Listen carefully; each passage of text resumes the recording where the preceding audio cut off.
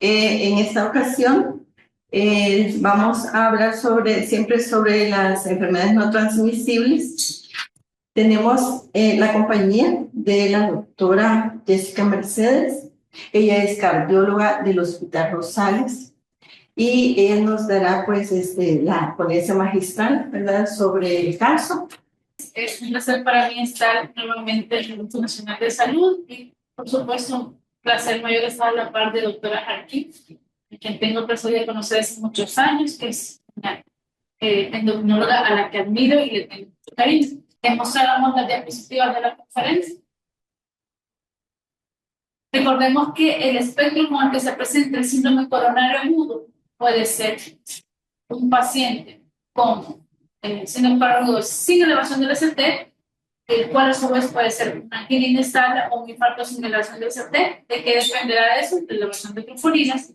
Pero para el paciente con elevación del ST, yo nada más necesito al paciente y al electro y una interpretación que no debe de tomar más de 10 minutos para tomar conducta. Si tiene elevación del ST de más de 1 milímetro en más de 2 derivaciones contiguas, lo catalogo como infarto con elevación del ST, no espero las enzimas cardíacas y inicio la conducta que para este caso idealmente hubiese sido trombolítico si era lo que el centro tenía disponible, ya que era un centro que no tenía acceso a ST, a menos que tuviésemos intervención coronaria percutánea con los tiempos que vamos a hablar a continuación. Lo otro que me llamó la atención en el manejo fue que, como se ha dicho previamente, en un paciente con ausencia de prevención primaria, si bien fue de alta con estatina y aspirina, no tenía prevención primaria y sabíamos que era un paciente de alto riesgo, por lo cual la prevención primaria que inicia de las estrategias de control de las enfermedades crónicas en la atención primaria y en los médicos que ven las enfermedades crónicas, pues había posiblemente o fue por el sistema o fue por el paciente que tuvo poca adherencia al tratamiento, pero hubo un fallo. Lo otro que me llamó la atención es, bueno, que si quisiera una recomendación es no guiarse por los niveles de troponina para tomar conducta en infarto con la CT y por otro lado indicar CPKMB como un estudio de rutina para el diagnóstico de infarto puede generar que muchos pacientes que tengan un infarto regresen a su casa pensando que están normales y viceversa que se queden otros pacientes que no tienen un infarto porque el CPKMB se puede elevar incluso en otras condiciones. Eso por un lado, es decir, sé que nuestro sistema de salud no tiene posiblemente acceso a las vitaminas en todos los centros y es algo en lo que estamos trabajando, pero si las tenemos, pues debemos de guiarnos principalmente por ellos. Hubo elevación de los vectores natriuréticos, por lo que debo de imaginar que el paciente en algún momento presentó clínica de insuficiencia cardíaca y en su medicación veo que había carvedilol y espironolactona. Se tenía, no sé si en algún momento llegó furosemida, pero para el tratamiento de falla, recordemos que también es clase 1A, el IECA, ¿verdad? Idealmente otros medicamentos combinados para ICC, pero el IECA está muy bien y este medicamento no solamente se utiliza para el tratamiento de falla cardíaca, sino antirremodelado, porque sabemos que el paciente, la zona de su infarto que no fue trombolizada y que no fue cateterizada en tiempo se va a remodelar, tarde o temprano el paciente va a generar falla cardíaca. Y posiblemente eso fue lo que pasó estando ingresado. Eso de manera general de las cositas que quisiera recargar del caso. Y vamos a simplificar mejor la importancia del abordaje del infarto. ¿Qué es importante? Primero, lo que tenemos que hacer cuando el paciente llega a la unidad de emergencia, definir si se trata de un infarto con elevación o sin elevación del ST. Llega mi paciente con dolor de pecho, tengo menos de 10 minutos para tomar el electro y tomar una decisión. Si el electro está normal y el paciente tiene pocos síntomas, es posible que no se trate de un infarto. Si mi paciente es de alto riesgo, yo lo vigilo y vuelvo a tomar en media hora un nuevo electrocardiograma. Si mi paciente tiene dolor de pecho y tiene alteraciones del riesgo y tiene los factores de riesgo que hemos mencionado, si lo que tiene es elevación del ST, lo manejo un infarto con elevación del ST y sigo un algoritmo que vamos a ver a continuación. Si el paciente tiene infranidos del ST, lo manejo como un síndrome coronario agudo sin elevación del ST. ¿Qué define si es un infarto o una angina inestable? La elevación de las troponinas. Si no están elevadas, es una angina inestable, la cual igual puede ser de alto riesgo y existen protocolos específicos para eso. Y si es un infarto sin elevación del ST, el paciente debe ir a cateterismo. Recordemos que los infartos que trombolizamos son los infartos con elevación del ST. ¿Por qué es importante hablar de síndrome coronario agudo en este tipo de charlas? Porque la mortalidad es alta. Porque el paciente, su forma de presentación inicial puede ser de una parada cardíaca, incluso en los primeros minutos de iniciado el infarto o en los primeros minutos de haber llegado a una unidad de salud o a una emergencia. Por lo tanto, el abordaje debe ser muy rápido. Y lo otro, porque la premisa principal es que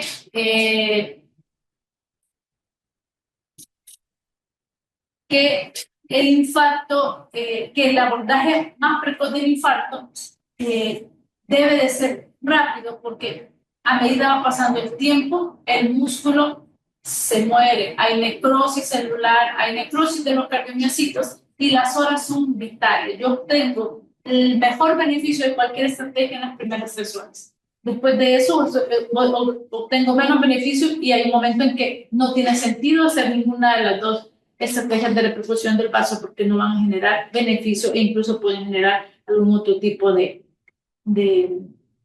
complicación. Entonces, mi paciente se presenta y yo sigo a través de mi abordaje clínico, que debe ser muy rápido, que debe incluir el conocer el perfil del paciente. No es lo mismo que se presente un paciente de 20 años con dolor torácico no relacionado con el esfuerzo, a que se presente un paciente como el que vimos a continuación.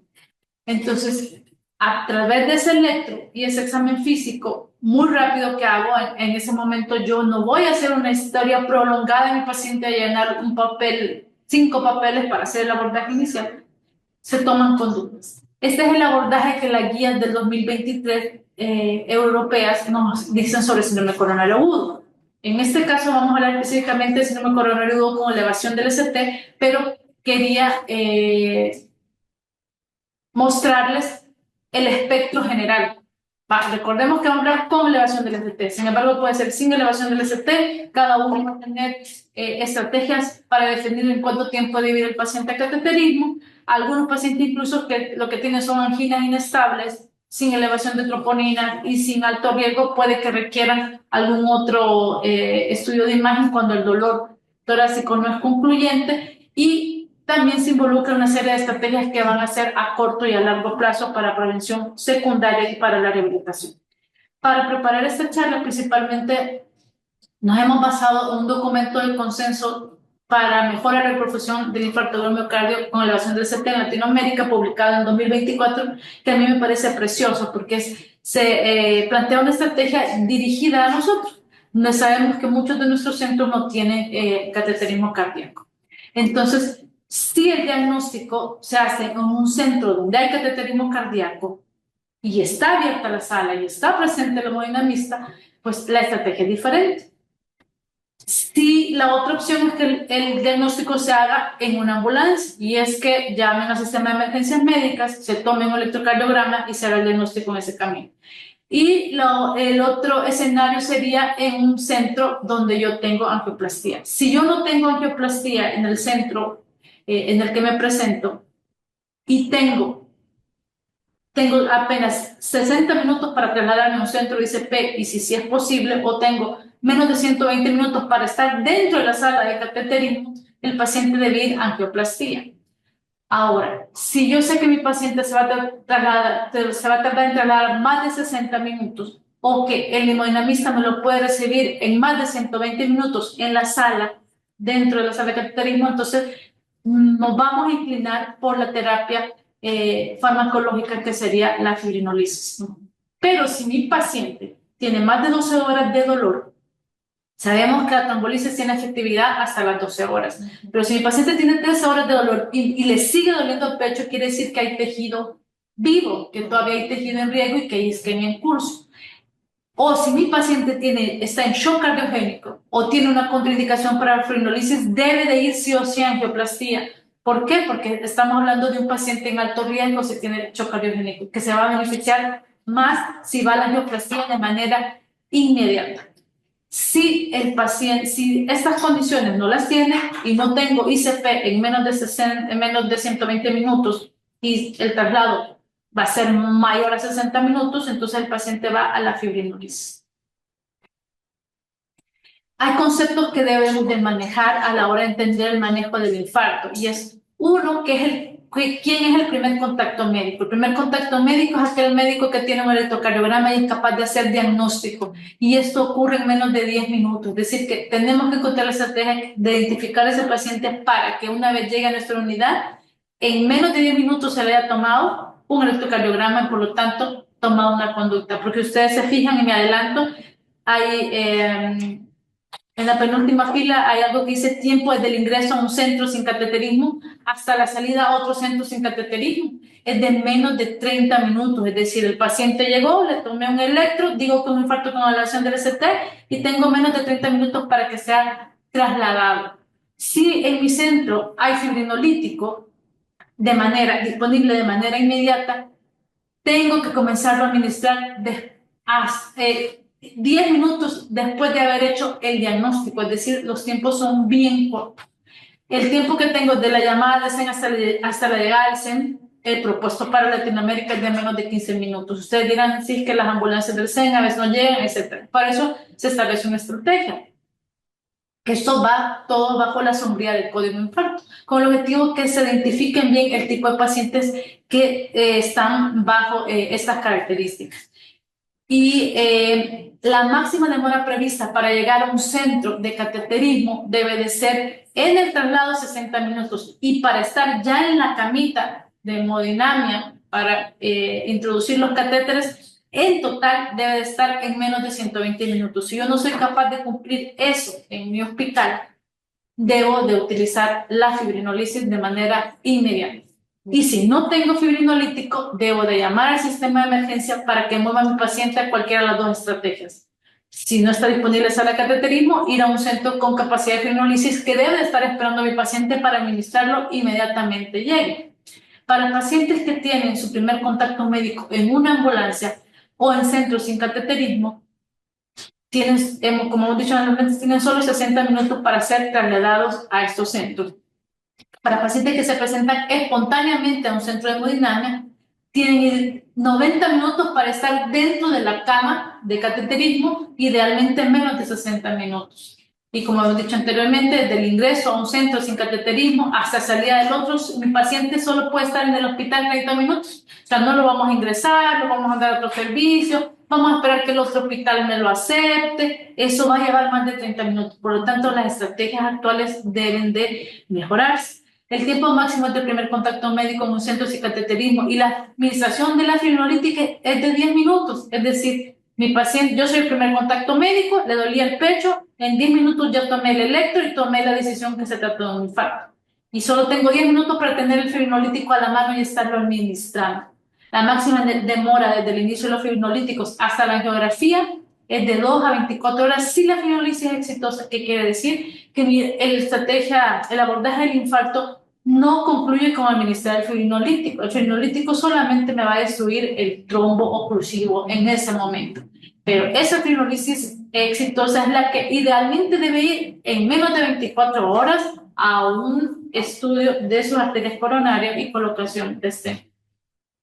Entonces, ¿cuáles son las características que deben de tener los centros que tienen angioplastia primaria para Latinoamérica? Deben de tener una activación prehospitalaria, lo que permite acortar los tiempos, que el SEN esté listo para trasladar a un paciente e idealmente incluso que pueda trombolizarlo en el camino, que exista un cardiólogo en un lugar donde yo tengo la ICP, que es la intervención coronaria percutánea, un único contacto que permita coordinar todo, de manera que el hemodinamista que lo va a recibir inmediatamente se detectó ese infarto, sepa que ese infarto va en camino. Un protocolo de pase directo, que los pacientes no esperen entrar por la emergencia, pasar a otro servicio y entonces ir a la sala de hemodinamia. Si el paciente ha sido trasladado de un centro sin ICP, ya lleva el nombre o el título de código de infarto, debe ir directo a la sala de cateterismo de ese nuevo hospital y debe estar coordinado de esa manera para evitar todos los pasos que van a retardar el protocolo. Y la sala de cateterismo debe de estar lista. El tiempo de puerta dispositivo de que se referiría a colocación de stent, es de menos de 60 minutos una vez está dentro del centro con ICP. ¿Cuáles son las características de los centros sin disponibilidad de angioplastia coronaria? Es decir, el resto de los centros donde no hay salas de hemodinámica. Debe de contar con un frenolito firino específico, idealmente tenecteplasa. ¿Por qué? Porque se administra en bolo y por tanto no es tan compleja su preparación.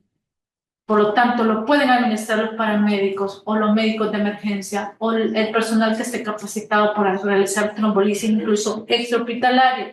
El tiempo por aguja debe de ser de 30 minutos. Contar con un centro de derivación para fibrinolisis, tener un protocolo para la administración del fibrinolítico y tener un tiempo menor a 30 minutos para pacientes que van a ir después a intervención coronaria prepuntaria. Es decir, estos centros de infarto que pueden ser, en este caso, si no tienen cateterismo, debe de cumplir esta característica. Sí.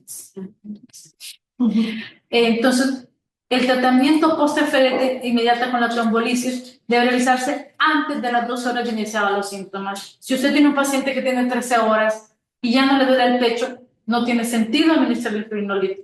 Si tiene más de 12 horas y aún le duele el pecho, lo ideal es que vaya directamente a cateterismo. Si el paciente tiene menos de 12 horas y le administró el fibrinolítico y esta reperfusión fue exitosa, el paciente tiene que ir en las próximas 3 a 24 horas a cateterismo, independientemente que la fibrinolisis se haya realizado y que esta haya sido exitosa.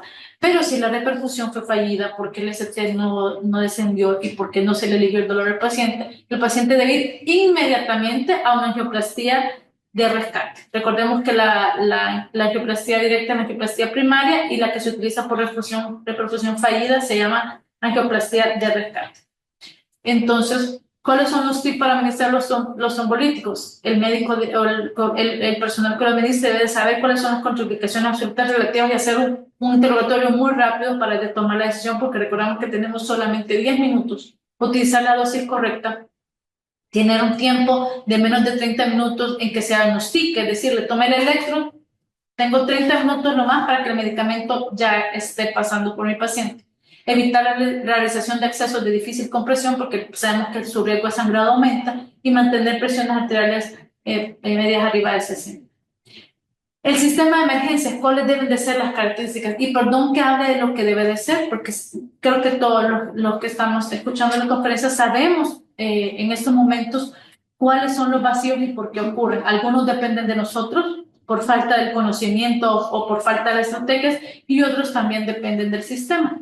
Y es contar con un electrocardiograma y un desfibrilador en la ambulancia que va a llevar a ese paciente infartado, llegar al lugar dentro de los 15 minutos del llamado o tener un EKG dentro de los próximos 10 minutos de ese primer contacto médico, contar con una red de derivación, es decir, el CEN sabe para dónde va ese paciente porque está siguiendo un lineamiento, reactivar el centro detector, administrar la aspirina y considerar la administración de tenecteplasa en la ambulancia según el protocolo que tenga pensado. Entonces, como ustedes se fijan, es la interacción de estos centros y de acuerdo a las características desde la atención primaria, hospitales secundarios tienen fibrinolíticos o que realmente deberían de tenerlos todos o que no tienen y los centros terciarios que aún así pueden existir hospitales que no tengan cateterismo disponible en ese momento. Entonces, eso es lo que la interacción de todos esos agentes, que eso incluye desde el vigilante del hospital, el personal que se encuentre en triage, la enfermería de la emergencia, el jefe de emergencias, el cardiólogo, los intensivistas, los internistas de los servicios, los intensivistas. Esta interacción de estos múltiples personal de salud relacionado es la que va a permitir que ese paciente se vaya de alta de mi hospital con un miocardio que pudiera incluso, si se hace de manera precoz, no tener ni cicatriz relacionada con el infarto a un paciente que se va a ir con una fracción de eyección reducida si es que se va al hospital, si es que no fallece. Recuérdense que la mortalidad del infarto VAC4 es arriba del 80%. Pero se me va a ir con insuficiencia cardíaca y para el sistema de salud y para la familia involucra un paciente que ha perdido años de vida útiles, que ya no va a llevar alimento a su casa y que de paso va a tener que tomar por lo menos 5 medicamentos entre ellos los medicamentos para fallas, los medicamentos para prevención secundaria de un nuevo evento. Es decir, que invertir en la estrategia del manejo agudo del infarto es costo efectivo a largo plazo y que estos pacientes pues no solamente los vamos a ver en el momento agudo, esos pacientes deben de seguir un camino al hospital que incluya el acceso a unidades de cuidados intensivos, principalmente los primeros 2 días y posteriormente a un servicio donde se le hará seguimiento. El manejo precoz del infarto acorta también el tiempo de ingreso hospitalario porque no aparecieron las complicaciones de manera tardía. Por lo tanto, las camas libres para atender a otro paciente infartado van a estar disponibles. Y por supuesto, la rehabilitación cardiovascular que inicia desde el mismo momento que está ingresado. A las 24 horas mi paciente tiene que tener estrategias de rehabilitación para que se pierdan los dientes en la cama, después para que comience a caminar alrededor de la cama, y debe irse con un plan de rehabilitación al alta, porque precisamente parte de sus medicamentos que van a ser de por vida son la rehabilitación, y es increíble el poder que tiene la rehabilitación en el paciente infartado.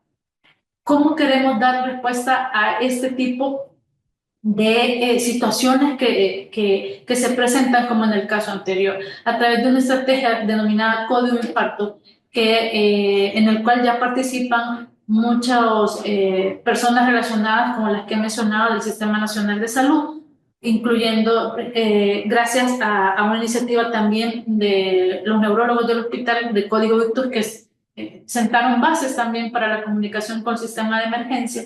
Tenemos el apoyo del Ministerio de Salud y de todas las entidades relacionadas con el Ministerio de Salud para que eso funcione. Sabemos que no va a ser fácil porque involucra una estrategia nacional, porque involucra un esfuerzo logístico y económico y estructural, pero estamos bastante adelantados para que poder implementar ese tipo de estrategias como las que hemos mencionado, que es nuestro sueño, y no creemos que estar lejos de hacerlo, porque precisamente la buena voluntad de las autoridades y de los médicos relacionados a emergencia intensiva y cardiólogos para que esto funcione a nivel nacional existen.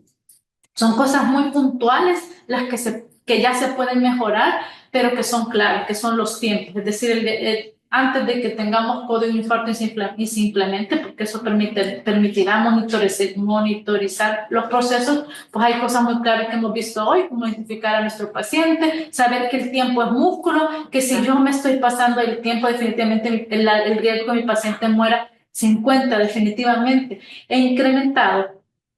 Y que mi paciente, una vez entre al hospital, puede tener un evento grave como muerte por arritmia ventricular en la entrada. Lo ideal es que el paciente llegue a un centro y sea identificado de manera inmediata y vaya a una cama donde exista un desfibrilador, porque en cualquier momento puede tener arritmias graves relacionadas con el infarto. Este ha sido el principal objetivo. Yo me he sentido muy dichosa de haber sido llamada a esta conferencia porque precisamente sabemos que parte de la estrategia de código de infarto involucra la educación, que la pensamos dar por una estrategia bien definida. Tenemos el apoyo del doctor González en el Hospital Rosales, que es la gestión de la dirección del director, y del doctor Ramírez en el Ministerio de Salud, de la doctora Jarquín y de todos los centros relacionados con esta enfermedad, con enfermedades crónicas, para que esto funcione. Y por supuesto, pues esperamos contar con todos los entes para el momento de dar la educación de cómo debe de guiarse los pacientes en código de infarto. Muy bien, doctora, muchas gracias por toda la información. Yo sé que estamos en esa transición, que cada día queremos llegar a ser mucho mejor, ¿verdad? En toda esa transición estamos en el Sistema Nacional de Salud. Ahorita yo creo que todavía no hay preguntas, pero pensando, porque ¿qué hemos hecho en El Salvador siempre por el infarto agudo del miocardio? Realmente ustedes, como usted también lo dijo, casi no tenemos ni siquiera trombolíticos, ¿verdad? Pero bueno, mientras llegamos a consolidar mejor todo lo que vamos a llegar a hacer con infarto, como todo el deber ser, por ahora sí nos ha dado la información qué debe ser el primer nivel o qué debe ser un hospital básico ahorita. Quizás lo primerito, tal vez, es empezar a conocer esos tiempos, ¿verdad? Actuar y no estar pensando, pero aquí no tengo el hecho. O sea, hay que moverse rápidamente. Bueno. Ajá, aquí tenemos una pregunta. ¿Cuál es el fibrinolítico de elección para el manejo del infarto agudo miocárdico? Pues el fibrinolítico de elección sería aquel que sea fácil de administrar, que tenga menos eventos adversos, menos posibilidades de sangrado, mejor tasa de repercusión. Por esos momentos, para LATAM, por la vía fármaco-invasiva, que quiere decir que mi paciente pasa crinolisis y después pasa cateterismo, y le da tiempo para eso, el ideal es tener teplaza. Al teplaza, la tasa de reperfusión es casi similar, ni siquiera hay conflicto de interés con la casa porque ambos son de la misma casa farmacéutica, o sea que puedo decirlo los nombres. Sin embargo, para la estrategia de fibrinolisis en LATAM, que ha sido también apoyada por la OMS, idealmente sería tener teplaza por su fácil manera de administrar. Sé que no lo tenemos en el momento, pero tenemos todo el apoyo para que eso sea una realidad en nuestro país. Y doctora, con respecto a la streptokinasa, ¿la tenemos ahorita? La streptokinasa sí tenemos. Entonces, desconozco cuáles son los centros en estos momentos que no la tienen, o sí la tienen, pero los hospitales de segundo nivel sí tienen streptokinasa.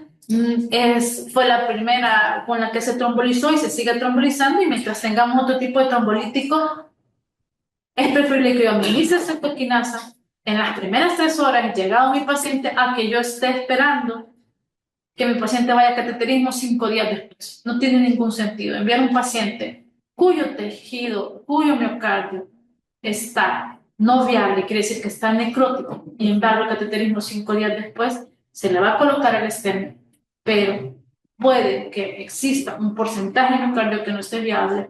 Hay fenómenos relacionados incluso con la apertura de un vaso, que se liberan sustancias relacionadas a eso. Es decir, que aparte que sabemos que es costoso por lo que conlleva tanto del personal capacitado como de los insumos que se aplican. Entonces, preferimos colocar un fibrinolítico de manera precoz, incluso aunque no sea el fibrino específico que deseamos, pero sigue teniendo una buena tasa, sigue teniendo buena reperfusión, principalmente en las primeras 3 horas. Entonces, el tiempo es oro, ¿verdad? Como lo habíamos mencionado antes. Y valdría la pena enseñarles mejor, porque a veces uno no procede a usar un medicamento que tiene disponible porque no conoce muy bien, no se siente seguro utilizándolo. Entonces valdría la pena, por lo menos mientras terminamos de hacer todo el movimiento para mejorar y para llevar a cabo todo el infarto, enseñarle a nuestros hospitales algunos departamentales, bueno, los regionales y todo, para que no es, porque me daría la impresión a veces que la streptokinasa no la estamos usando mucho. Tal vez tiene un poquito de menos ventaja, ¿verdad? Pero debe utilizarse, o sea, hasta el momento es lo que debimos de haber utilizado hasta la fecha con los mismos tiempos que hemos puesto. O sea, estamos visionando algo mejor, pero en muchos países de Latinoamérica, al igual que nosotros, aún solo se tiene streptokinasa y los tiempos son exactamente iguales en cuanto a la manera de administrarlo. Los residentes de medicina interna estudian sabiendo que deben de utilizar la streptokinasa y son los que puede que estén en la periferia, pero sí sería bueno que en los centros en los que por algún motivo no se trombolice, pues que cada quien lleve esa idea a su lugar y se da un taller, se da una charla, se revisan las contraindicaciones, pero pues, idealmente los internistas trombolizan los infartos. Antes se creía que solo donde había cardiólogo, no es un criterio no, eso de si no hay cardiólogo no trombolizo, pues definitivamente eso no, y creo que eso en este momento no ha sido un problema. Y se puede consultar con el especialista si hay duda. Si hay duda, administrarlo, ¿verdad? Pero en caso, por ejemplo, un joven con dolor de pecho, no sé si hay una pericarditis o un infarto en ese caso, principalmente. ¿Cuáles serían los criterios de reperfusión? Pues alivio del dolor, descenso del ST más del 50%, a la media hora o 1 hora de administrado el fármaco. Y si no, pues mi paciente debe de ir a una ICP, que es intervención coronaria percutánea, de rescate, de manera inmediata. Bueno, sí, yo creo que quizás para que quede más como más, como que tengamos más en nuestra mente los tiempos exactos hasta cuando podemos aplicar el fibrinolítico, doctora. Antes de las 12 horas, idealmente antes de las 3. Por eso la estrategia sería que que son cosas que ya se pueden hacer, ¿verdad? O sea, establecer de manera rápida un triage diferente para un código llamado código infarto, de manera que mi paciente pueda pasar inmediatamente a una sala donde se le tome un electro cuando le duele el pecho y tomar el EKG lo más temprano posible, porque si mi paciente que le duele el pecho, que es un hipertenso diabético, yo lo mando a dar datos y mando al familiar a sacar el cuadro, sabemos por la alta población que tiene nuestros hospitales que se va a tardar y puede que se tarde media hora, una hora, o se le mando a la selección a sentar, se tarda más tiempo y posiblemente será la hora vital para ese miocardio. Entonces, definitivamente esas estrategias deben de cambiar, pero recordemos que tenemos 12 horas para la fibrinólisis, idealmente 3 horas, o sea, 6 horas son mejor que 10. Cada minuto que va pasando el miocardio va perdiendo posibilidades de viabilidad y por lo tanto la posibilidad de que genere falla cardíaca, arritmias ventriculares, bloqueos AV, muerte súbita, se van incrementando. Y esa para la última pregunta, como para que usted nos concientice más de en nuestro hospital Rosales, de los pacientes que ustedes les refieren que han tenido un antecedente de infarto de miocardio, ¿será que muchos quedan con falla cardíaca? Sí, definitivamente no tenemos cobertura, al momento solo hemos tenido un hemodinamista, que obviamente no va a dar abasto y no tenemos 24/7. Sabemos lo costoso que es mantener un servicio así, pero nuestro objetivo es precisamente, y para eso estamos trabajando en conjunto también con epidemiología, es demostrar que es costo efectivo invertir en estos momentos, tanto desde el punto de vista humano, porque se salvan vidas y porque se salva una familia que no pierda la cabeza de la familia ni que aporte la comida de la casa, como para el Sistema Nacional de Salud, porque es más difícil mantener a un paciente con insuficiencia cardíaca por muchos años, sabiendo que sigue teniendo mortalidad, a dar de alta a un paciente que con la rehabilitación, la reperfusión precoz, va a recuperar su vida normal en los próximos meses. Si reforzáramos más el conocimiento a través de nuestros internistas en hospitales, por lo menos departamentales, y acompañarlos inicialmente con el especialista, tal vez podríamos, por lo menos por ahorita, usar lo que tenemos, la estreptokinasa. Y está muy bien, o sea, si sabemos el manejo adecuado, vamos a sacar el beneficio a lo que tenemos. Que no tengamos cateterismo 24/7, que no tengamos fibrinolítico, fibrino específico, no nos tendría por qué limitar de dar el mejor abordaje del infarto para nuestro medio, basados en el conocimiento de cómo identificar el electroinfarto con elevación del ST, no confundirlo con uno sin elevación del ST, en el cual, de acuerdo a si tiene alto riesgo, bajo riesgo, moderado riesgo, va a cateterismo inmediato, a las próximas 24 horas, etc.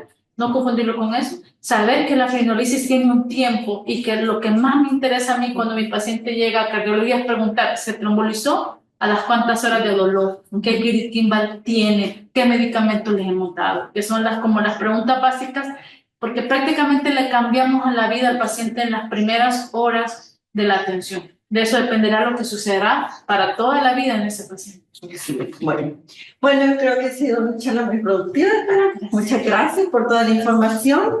Si no hay más preguntas, porque parece que ya no hubo nada más en el chat, pero le agradecemos tanto al instituto, a la doctora también. Muchas gracias. El cariño mutuo, doctora, y la admiración también, ¿verdad?